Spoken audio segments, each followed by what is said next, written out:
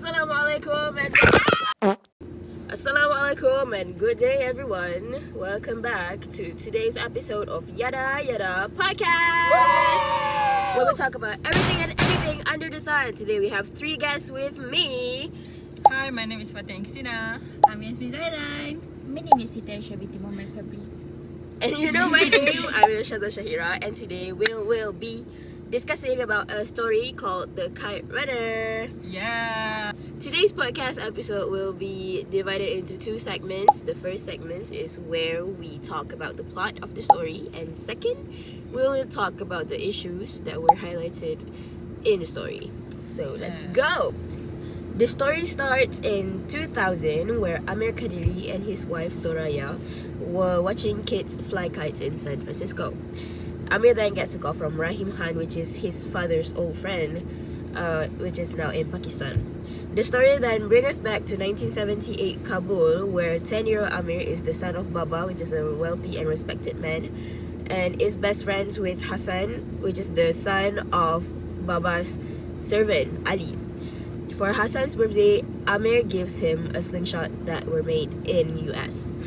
During a kite tournament, Amir beats his father's record, which is 14 kills, and Hassan runs to get the last fallen kite. But then he was attacked and raped by Asif and the gang. Amir sees it, but unfortunately he was too scared to help. So, feeling guilty, he avoids Hassan. When Baba and Ali asked about Hassan, Amir lied. And he also asked Baba if he'd ever replace Ali and Hassan, which upsets Baba. With what happened made Amir to feel no joy when celebrating his birthday, and for his birthday Baba had given him a watch, and he sees that as an opportunity to exile Hassan from the house. So he frames Hassan for stealing the watch, and for that Baba forgave Hassan, but then Ali took offense and then left the household with Hassan. And shortly after, Soviet Union had invaded Afghanistan, Amir and Baba had to leave. So by 1988, they were in America. Baba works for a gas station, and he manages a stall at a flea market. So Amir by then is a college community, a graduate from that, and he then falls in love with Soraya. When in his attempt to flirt with Soraya, he gave Soraya a script that he was writing for his book. General Tahiri, he threw away the script. So shortly after, we know that Baba is diagnosed with terminal lung cancer. So Amir loves Soraya. He asked Baba to seek for Soraya's hand in marriage, and Baba does it. Soraya confides Amir about her past, revealing that she once ran away with a Pashtun guy, causing a scandal that forced their family to move to California. Despite this, Amir stays devoted and they marry. Baba passed away soon after. So it brings us back to the main timeline, which is in 2000. Rahim persuades Amir to visit him in Pakistan to reconcile. In Peshawar, Rahim reveals that he had asked Hassan to return to Kabul, which Hassan did with his wife and son Sofra. So Rahim later fled to Pakistan, leaving the house into Hassan's family. When the Taliban took power, they demanded Hassan to vacate the property. But being the loyal person he is, he refused and was executed along with his wife. Sofra was then sent to an orphanage. Rahim urged Amir to go to Kabul to find Sofra and give him a letter from Hassan, who had learned to write and read after the betrayal. So Amir at first hesitates to go to Kabul until Rahim disclosed that Hassan was actually his half-brother, with the result of an affair between Baba's and Ali's wife. So after that, Amir disguised with false beard and all the disguises go under the Taliban rules. Amir tried to search for Sohrab in the Kabul orphanage, but however he learns that Sohrab has been taken by the Taliban official. So going to the Taliban official house during the meeting, Amir is shocked to find Asif, who immediately recognized Amir even under all those disguises. And Asif introduces Sohrab as his dancing boy. So Amir and Asif got into a fight, where during the fight Sohrab shoot Asif with his slingshot, allowing Amir to rescue Sohrab, and both of them escape from that house. So this allowed them to go back to Peshawar, and then however, unfortunately, they found out that Rahim has passed away. So after a few days staying at Rahim's house, they went back to San Francisco. Amir and Soraya took Sohrab under their wings and took care of him. And in the end of the story, we can see that Amir and Soraya brought Sohrab to go and fly the kites. And in the end, where Amir being the Sohrab kites runner, he went to go to retrieve the kite that has been cut off by them, and he quote again what Hassan had said to him, which is, "For you 1,000 times over." That's the end of the story. Very emotional, guys. Yes, it's very emotional. Moving on to the second segment, which is the issues. The second segment, which is issues, where each of us will be giving 2 issues that we think were important to be brought up from the story. Let's go! And first, we will ask Fatin what is the issue that she thinks is important.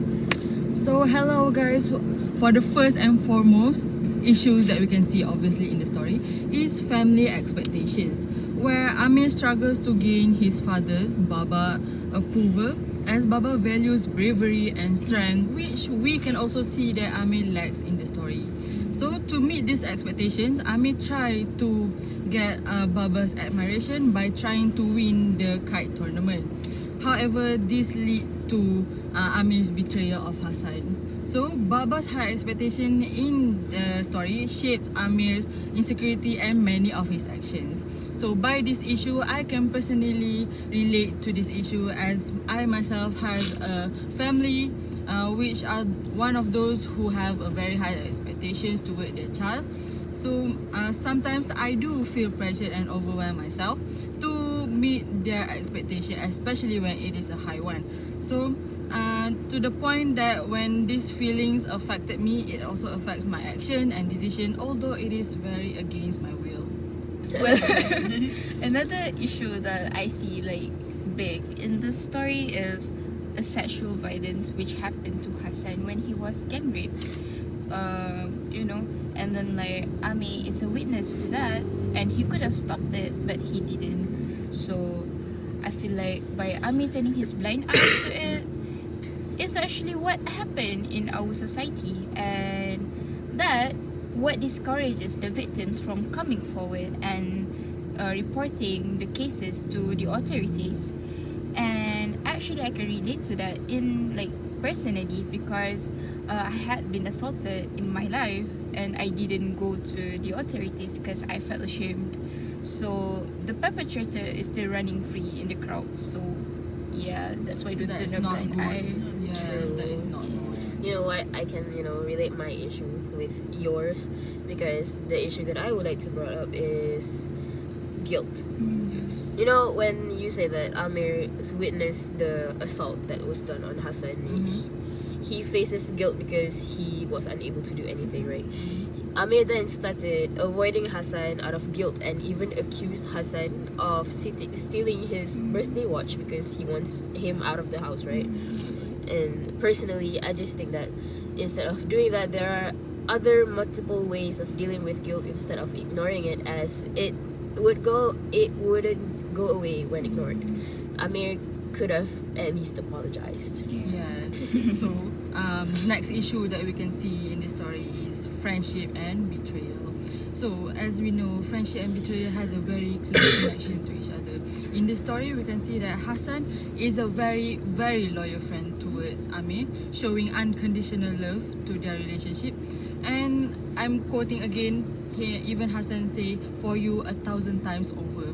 So In this story, however, Amir betrays Hassan by not stopping Asif's assault and the audacity to frame Hassan for theft. Not a good friend. Yeah, so Amir's betrayal of Hassan shows the complexity of a friendship.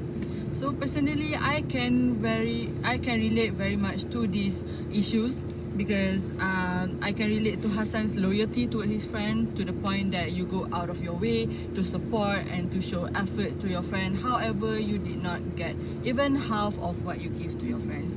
So in these experiences, I myself always give effort and show my support to my friends. But for my past experiences, it doesn't really end well. This shows that no matter big your effort is, no matter how meaningful the things you do, your friendship has the chance to be broken as well. I'll bring us to a more positive issues. It will be love and sacrifice because it shows how love often drives people to give up their comfort just for the well-being of others. So a scene that captures this will be Baba's effort to work at a gas station after moving to America to support Amir's education. Despite losing his status and struggle financially, Baba's sacrifice are a testament for his love to his son. So this reminds me of my own father. So even though he could retire early, he chose to work until he is 60 to support my sister and I to complete our study. He always hid his struggles just so that we could live peacefully. Like Baba, my father has shown his love through quiet and selfless sacrifice. Identity crisis. Well, identity crisis was experienced by Amir in this story. It is when he found out that Hassan was actually his half brother, and he couldn't make do with it because like all his life he's been calling Hassan his servant, and he felt betrayed by his father because why didn't his father tell him the truth, and he felt like his life is a lie.